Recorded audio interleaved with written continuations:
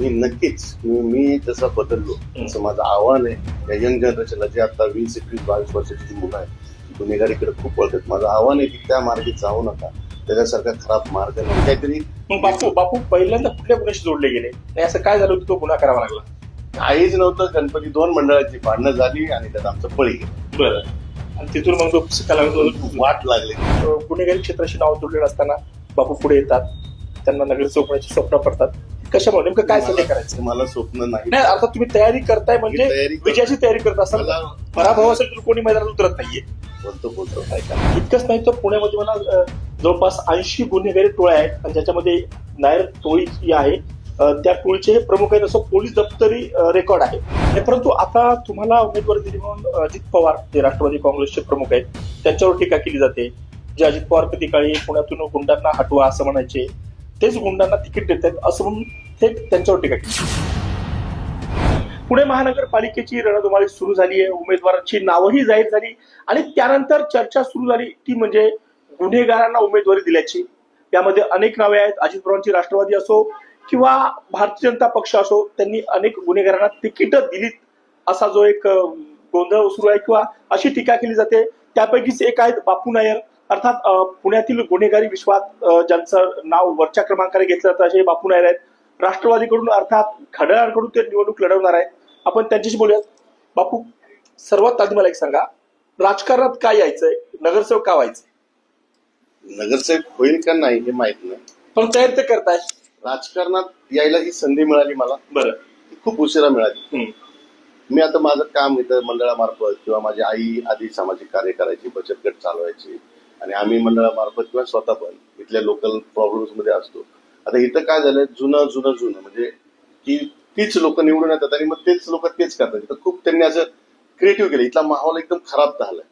मग त्याच्यासाठी कुणीतरी आलं पाहिजे. तर त्यांच्या समोर कोणीतरी थांबणारा कोण नाही. त्यांनी सगळ्यांना दाबून ठेवलंय म्हणून मला घेतलं. नाही, तुम्ही म्हणता की इथला माहोल खराब केलाय, अर्थात तुमचं देखील नाव त्याच्यामध्ये येते. तुमच्यावर सुद्धा खून, खुनाचा प्रयत्न, मारहाण, खंडणी यासारखे गंभीर गुन्हे दाखल आहेत. तुम्ही अनेक वर्ष तुरुंगात राहिलात. इतकंच तिथं मोक्कासारख्या गंभीर गुन्ह्यात देखील तुरुंगात होत आहे. मग असं असताना इथली लोक तुम्हाला का स्वीकारतील असं तुम्हाला वाटते? आता मी तुरुंगात राहिल्यानंतर इथले प्रॉब्लेम आणि त्याचा काही संबंध येत नाही. जनतेचा संबंध येतो की तुम्ही जनतेशी कसे राहता, कसे वागता. आता तुम्हाला झालं मीडियाचं कसं असतं, मीडिया फक्त बघते का FIR वाचते आणि FIR वाचलं की त्याचा बवंडर करते. बरोबर. पण तुम्ही जेव्हा स्थानिक खाली येता, खालच्या पातळीला बघता, तेव्हा तुम्हाला कळतं आम्ही जन्मता राक्षस नाही, आम्ही तुमच्यासारखी माणसंच आहे आडमासाची आणि खूप चांगली. म्हणजे कुठल्याही माणसाचा तुम्ही एक भाग बघता आणि तेवढाच फ्लॅश करता, त्याचे बाकीचे 3 भाग लपलेले असतात. तो तितकाच मवाळ असतो, तितकाच प्रेमळ असतो, तितकाच शांत असतो आणि तो चांगला असतो. फक्त त्या बाजू तुम्ही पाहिल्या नाहीत. तुम्ही एकदा आमच्या प्रभागात फिरा, त्या बाजू तुम्हाला दिसतील नक्कीच. पण काय बापू गुन्हेगारी क्षेत्रात कसे आले? अर्थात तुम्ही केरळच्या वायनाड मधले रहिवाशी, पुण्यात आला आणि पुण्यातून गुन्हेगारी क्षेत्राशी तुमचं नाव कसं जोडलं गेलंय? इतकंच नाही तर पुण्यामध्ये मला जवळपास 80 गुन्हेगारी टोळ्या आहेत आणि ज्याच्यामध्ये नायर टोळी जी आहे त्या टोळीचे हे प्रमुख आहेत असं पोलीस दप्तरी रेकॉर्ड आहे. कसं तुम्ही गुन्हेगारी क्षेत्रात कसे आले? तुमच्या 2 चुका दुरुस्त करतो की आता पोलीस दप्तरी नक्कीच आहे की आमची टोळी किंवा काय आहे ते सक्रिय नाही. बरं, ओके. तुमच्या मीडियाकडे पण आहे. अच्छा, आणि दुसरी गोष्ट टोळीचं नाव वारंवार घेतलं जातं. म्हणजे पुण्यातल्या गुन्हेगारी टोळ्यांचा इतिहास किंवा त्याची चर्चा जेव्हा का तेव्हा बापू नायर टोळीचं नाव हे काय म्हणू शकतो आपण, एकदम वरच्या क्रमाने घेतलं जातं. नक्कीच नाव घेतलं जातं. पण तुम्ही ते आता खाली त्याच्या खाली एक लाईन येते ती नक्कीच पहा. अच्छा. की ही टोळी आता सक्रिय नाही. किंवा कसं असतं, एक फ्रेंड सर्कल असतो, एक मित्रांचा सर्कल असतो किंवा ते भरकटत नंतर ऑटोमॅटिक टोळी होती. ह्याला टोळी कोणी बनवायचं कोणाची हाऊस नसते, ते आपोआप बनत जाते. त्याला कोणाला काही मोठं नसतं. आणि दुसरी एक तुमची चूक दुरुस्त करतो, मी वायनाडचा जरी असलो तरी माझा जन्म पुण्याचा. वाडिया हॉस्पिटलमध्ये माझा जन्म झाला आणि माझं पूर्ण आयुष्य हे पुण्यातच गेले. अच्छा, म्हणजे आई वडील तुमचे वायनाड? माझे वडील वायनाडचे होते आणि माझी आई इथलीच. ओके. माझा मी तुम्हाला सुरुवातीला मूळ प्रश्न विचारला ते बापू गुन्हेगारी क्षेत्रात कसे, त्याचं नाव कसं जोडलं गेलं? कसं असतं, तुमच्यावर एखादी केस झाली तर त्याला मग बघतायचं लोकांचा दृष्टिकोन तसा नसतो. पण पोलीस खात्याचा दृष्टिकोन, एकदा एखाद्या माणसावर केस झाली की तो गुन्हेगार झाला, त्याच्यावर दुसरी केस झाली की मग तो संपलाच. मग त्याच्यानंतर तर त्याचा पिच्छा आपल्या सिस्टम सोडत नाही. पण त्यांचं पण बरोबर आहे. कसं आहे, सिस्टम आहे की बाबा गुन्हेगारी थांबवण्यासाठी ते त्यांचे हे करतात, पण त्याच्यात कधी कधी बळी जातात. आणि खूप लोकांचे म्हणजे कशा केसेस होतात की पोलिसांना जरी माहिती असतं की हा आरोपी नाही आहे, पण जर एकदा FIR ला त्याचं नाव आलं तर ते बऱ्याच वेळा काढल्या जात नाहीत. बाकीचं प्रेशर असतं, फिर्यादीचं प्रेशर असतं, मग ते पोलिसांचीच प्रतिमा मलिन करणार की बाबा यांनी काहीतरी. मग बापू पहिल्यांदा कुठल्या गुन्ह्याशी जोडले गेले नाही, असं काय झालं होतं तो गुन्हा करावा लागला? काहीच नव्हतं. गणपती 2 मंडळाची भांडणं झाली आणि त्यात आमचं बळी गेलं. बरं. आणि तिथून मग तो वाट लागली तिथून. परंतु आता तुम्हाला उमेदवारी दिली म्हणून अजित पवार जे राष्ट्रवादी काँग्रेसचे प्रमुख आहेत त्यांच्यावर टीका केली जाते. जे अजित पवार कधी काळी पुण्यातून गुंडांना हटवा असं म्हणायचे, तेच गुंडांना तिकीट देत आहेत असं म्हणून थेट त्यांच्यावर टीका केली जाते. ही टीका खरं तर चुकीची आहे. कारण मला अजितदादा पवार साहेबांकडून तिकीट मिळालेलं नाही, मला राष्ट्रवादी पक्षाकडून तिकीट नाही मिळालं. मला त्यांचे मित्र पक्ष जे आहे RPI सचिन खरात त्यांच्याकडून उमेदवारी मिळाली आणि टीका होती ती अजितदादा. आणि खरंच चुकीचं. बरोबर. असं झालं नाही पाहिजे. पण आता बापूंना राजकारणात यायचं, नगरसेवक का व्हायचंय? मी तुम्हाला सुरुवातीला पण प्रश्न विचारला.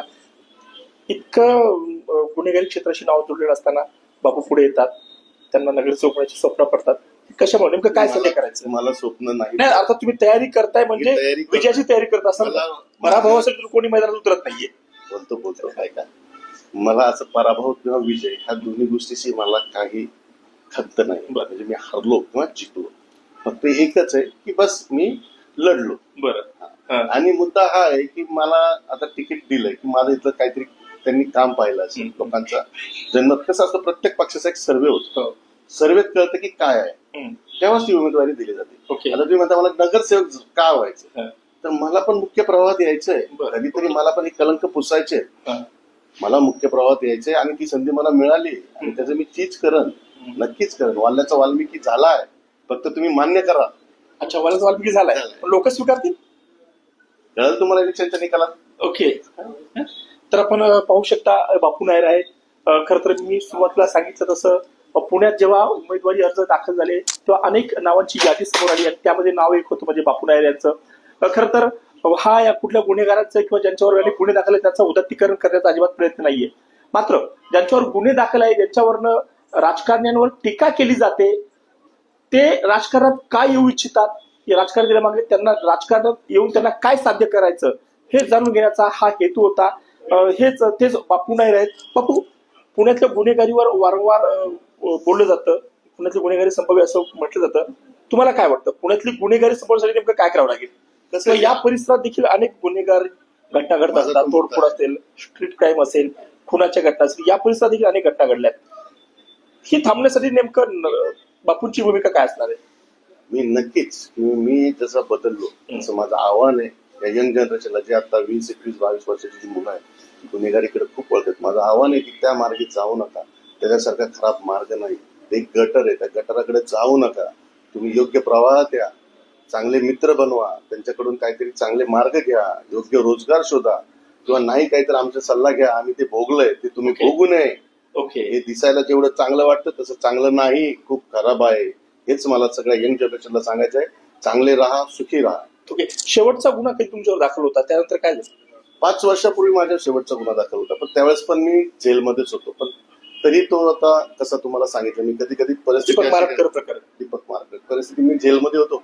पण आता कसं आहे, कुठेतरी एखाद्या प्रकरणाला काहीतरी लावायचं म्हणून मला त्याच्यात जावं लागलं.